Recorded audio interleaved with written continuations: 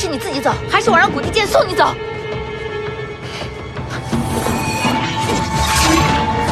天界真是有雅趣，一碗吃食竟然叫做馄饨。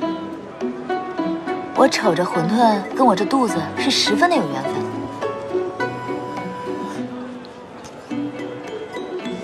好吃，美味，当得起混沌二字。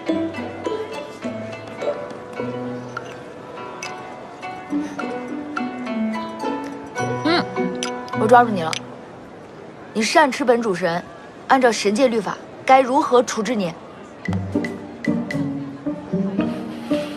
无聊。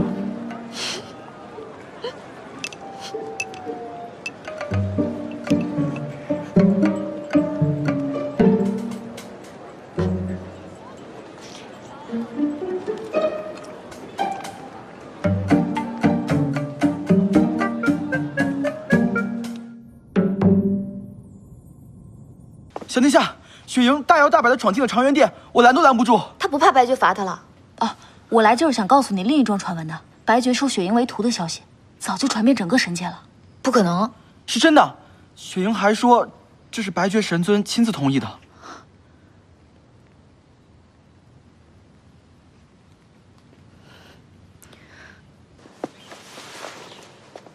见过上古神尊。神尊曾说过，长元殿不许雪神进入。红日，送客。小殿下还不知道吧？白绝神尊已经决定收我为徒，从今日起，我会住在长元殿，和小殿下一起修行。住在长元殿？谁说的？神尊令语在此，小殿下不会连此物都不认得吧？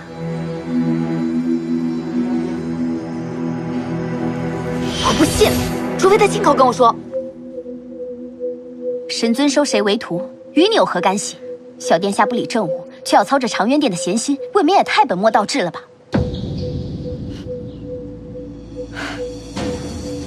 夏君早就听闻，小殿下不爱修行，空挂主神之名。既然如此，你尽情的游山玩水便是，何必来这长渊殿受这份罪？毕竟白绝神尊的弟子不是谁都能做的，有些德不配位之人，还是趁早离开的好，以免污了师尊的名声，自取其辱，成为神界的笑柄。雪莹，你逼我的！古地剑，雪莹，今天是你自己走，还是我让古地剑送你走？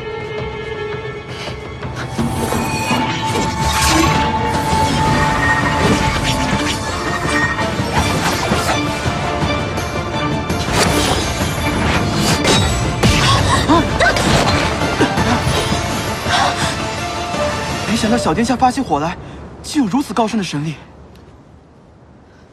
看来小殿下的确实现了当初的戏言，学有所成后，便拆了长渊殿。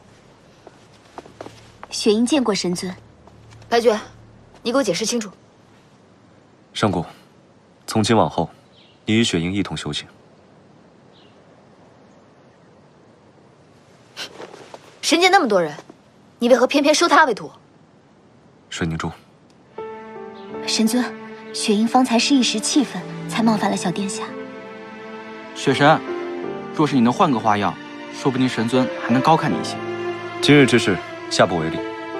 若以后谁敢再挑事，本尊绝不姑息。